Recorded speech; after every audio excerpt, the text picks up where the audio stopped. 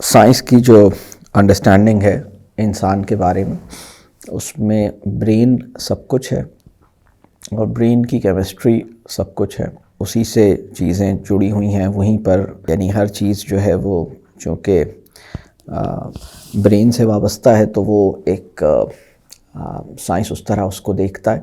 لیکن ہم جس طرح اس کو دیکھتے ہیں یا ہماری جو پوری انڈرسٹینڈنگ ہے وہ یہ ہے کہ جو کچھ ہم پرسیو کرتے ہیں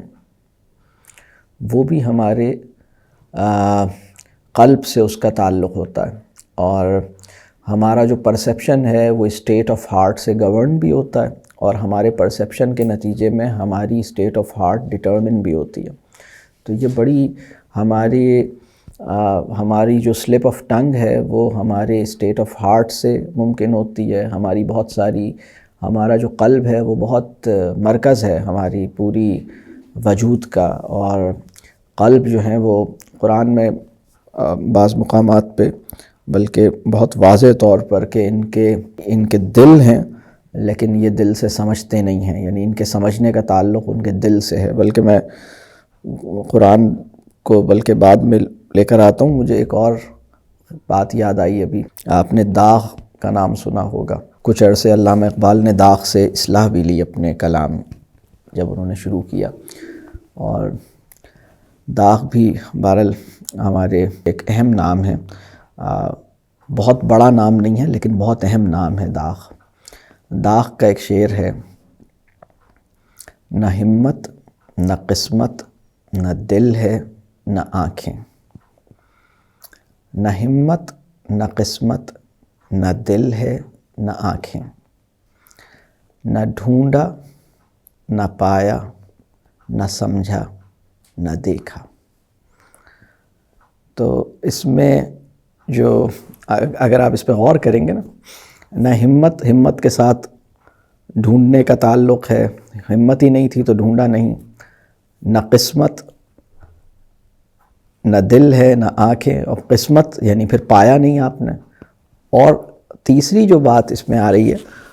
نہ دل ہے نہ آنکھیں، اور دل سے سمجھنے کا تعلق اس نے جوڑا ہے اور آنکھوں سے اس نے دیکھنے کا تعلق جوڑا ہے۔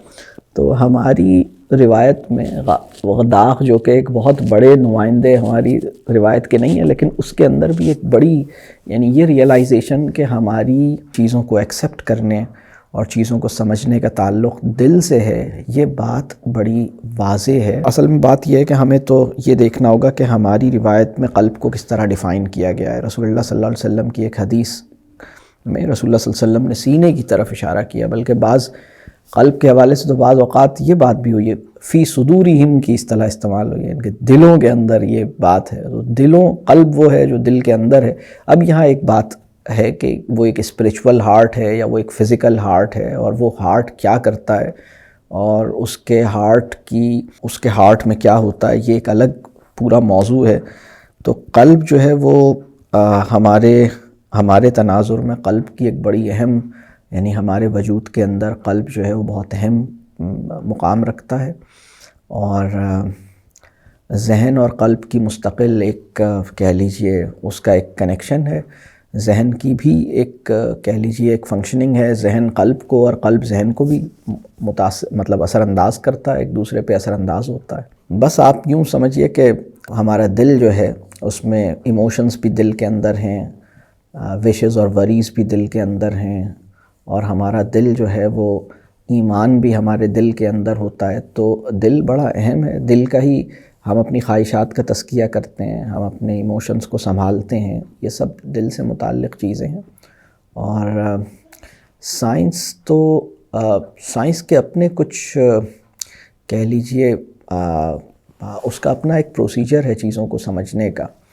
اصل میں ویسٹرن سائیکالوجی کے ساتھ ہوا یہ ہے کہ اگر آپ انسان ہونے کی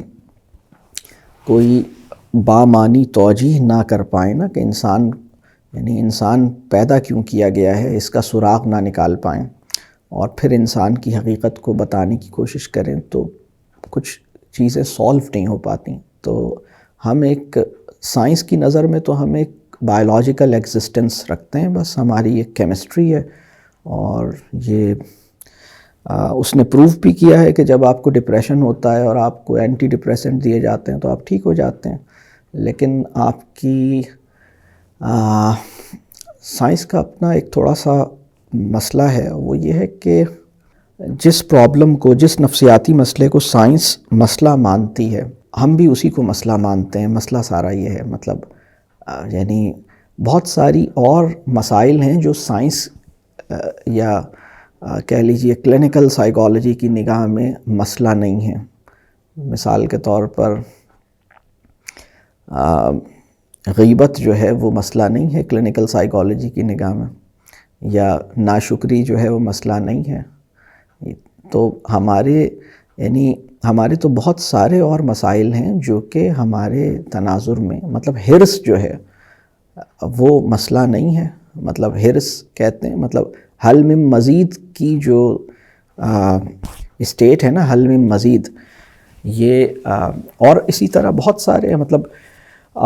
وانٹ آف پریز جو ہے وہ کلینکل سائیکالوجی کی نگاہ میں النس نہیں ہے، لیکن وانٹ آف پریز جو ہے وہ ہمارے تناظر میں مسئلہ ہے. اور اس مسئلے کا ایسے ہی علاج کیا جاتا ہے جیسے کسی بھی اور مسئلے کا، یہ ایک دلوں کی بیماری ہے. موت کا خوف جو ہے، فیئر آف ڈیتھ جو ہے، یہ ہماری ایمانی تناظر میں ایک مسئلہ ہے، ایک بیماری ہے. اسی طرح دلوں کو روگ لگ جاتا ہے، دلوں کے اوپر دلوں میں زنگ لگ جاتا ہے، یہ باقاعدہ یہ اس مفہوم میں بیان کیا جاتا ہے. یہ سب مسائل ہیں ہمارے ایمانی تناظر میں، یہ سب پرابلمز ہیں. لیکن ویسٹ کی نگاہ میں جو پرابلم ہے، ہمارے یہاں مسئلہ یہ ہوا کہ ہم بھی صرف اسی کو ہی پرابلم مانتے ہیں. اور اس سے پہلے جو پرابلمز تھے، جو کہ ہمارے بڑے شیوخ اور بڑے اسکالرز جن کو پرابلم بتاتے تھے اور جس کا ٹریٹمنٹ کرتے تھے اور کہتے تھے کہ ایسے نہیں کرو، یہ مسئلہ ہے، اس کا علاج ہے، اس کو اس طرح کرو، تو وہ ہم نعمتوں کو نہ پہچان سکنا اور نعمتوں کو نہ محسوس کر سکنا اور نعمتوں کا شکر نہ کر سکنا، یہ ایک مسئلہ ہے. تو مسائل تو لیکن یہ کلینکل سائیکالوجی کی نگاہ میں کوئی مسئلہ نہیں ہے. مسئلہ یہ ہوتا ہے کہ انہوں نے ہمارے مسائل کے اوپر ایک کیمیکل یعنی ایک کمپاؤنڈ ہے جو آپ کو دیا جاتا ہے، اور وہ کمپاؤنڈ آپ کھاتے ہیں، ایک دوائی آپ کھاتے ہیں، اور اس دوائی کے کھانے سے آپ کی برین کیمسٹری میں فرق پڑ جاتا ہے اور آپ بہت اچھی طرح بیہیو کرنے لگتے ہیں، بہت کوآپریٹ کرنے لگتے ہیں. اگر آپ ڈاؤن فیل کر رہے تھے تو بہتر فیل کرتے ہیں، اگر موڈ جو ہے وہ آپ کا بہت ڈاؤن تھا تو بہتر ہو جاتا ہے، اگر بہت ایگریسو تھے تو آپ تھوڑے سے درمیان کی طرف آ جاتے ہیں، تھوڑے مطلب سنبھل جاتے ہیں. معاملہ یہ ہے کہ ہماری جو حقیقت ہے نا، ہمارے نفس کی جو حقیقت ہے، وہ ہماری حیاتیاتی وجود نہیں ہے، اور اللہ نے ہمارے اندر کچھ اور معاملات رکھے ہیں اور انسان کو اس قابل بنایا ہے کہ وہ اپنے تناظر کو ٹھیک کرے، اپنے ایمان کو دوبارہ سے نرچر کرے، اپنے ارادوں کو ٹھیک کرے، اور اپنے اختیار کو محسوس کرے کہ اس کو ایک اللہ نے اختیار دیا ہے، مجھے ایک اختیار دیا ہے. انسان کی ول پاور کو اللہ نے بہت عزت دی ہے، بہت زیادہ عزت دی ہے. انسان ایک ارادہ کرتا ہے، اللہ اس ارادے کے مطابق اس کے لیے چیزیں ممکن کرتا ہے. انسان اللہ سے دعا مانگتا ہے، اللہ تعالیٰ اس کی دعا کا جواب دیتا ہے. تو اتنی عزت دی ہے اسے. ویسٹ نے ہمارے سائیکولوجیکل پرابلمس کو جس طرح دیکھا ہے، وہ ایک بالکل الگ کہہ لیجئے معاملہ ہے، اور اس میں ہمارے پرسپیکٹیو میں ہمارے کسی بھی پرابلم کا جو سلوشن ہے وہ تزکیے سے شروع ہوتا ہے. اور تزکیے کے اندر جو کام کیا جاتا ہے وہ اپنے قلب کا جائزہ لیا جاتا ہے، اپنے ایمان کا جائزہ لیا جاتا ہے، اپنے تعلق باللہ کا جائزہ لیا جاتا ہے، اپنے آپ سے تعلق کو دوبارہ سے بہتر بنایا جاتا ہے، اپنے ساتھ کچھ ٹائم لگایا جاتا ہے. تو یہ سب توبہ جو ہے، سچی توبہ جو ہے، وہ اپنے ساتھ تعلق کا نتیجہ ہے. یعنی سچی توبہ اگر آپ اپنے ساتھ تھوڑا سا وقت گزاریں گے تو مطلب جرت اعتراف پیدا ہوگی، اپنے معاملات کو دیکھے گا آدمی، اپنے آپ کو ٹھیک کرنے کی خواہش پیدا ہوگی۔ ہمارے ایمانی تناظر میں ہم اپنی نفسیاتی صورتحال کا تجزیہ کیسے کریں، اس کی اساس کس کو سمجھیں، اس کے مسائل جو پیدا ہوتے ہیں ان کے سلوشنز کیسے ڈھونڈیں۔ تو ابھی تو ہم سب وہ لائف گزار رہے ہیں اور وہ کچھ کر رہے ہیں جو ویسٹ نے ہمارے لیے مہیا کر رکھا ہے۔ مطلب اگر ویسٹ یہ طے کر لے کہ ہمیں انسولین نہیں دے گا تو ہم تو اپنی شوگر کنٹرول نہیں کر سکتے، اور اگر وہ یہ طے کر لے کہ ہمیں جو سویٹ کھانے کی ایڈکشن ہے تو جس کارخانے میں وائٹ شوگر پیدا ہوتی ہے اس کارخانے کی مشینری ہمیں پرووائڈ نہیں کرے گا تو ہم سویٹ نہیں بنا سکتے اپنے لیے،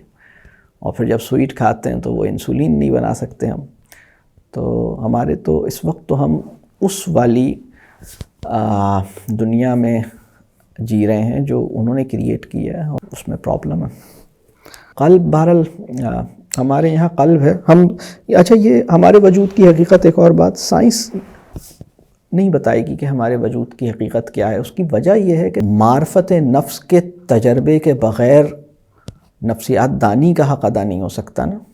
معرفت الہی سے بیزار رہنے کے نتیجے میں نفسیات یعنی نفس کے حقائق مجھ پہ واضح نہیں ہو سکتے،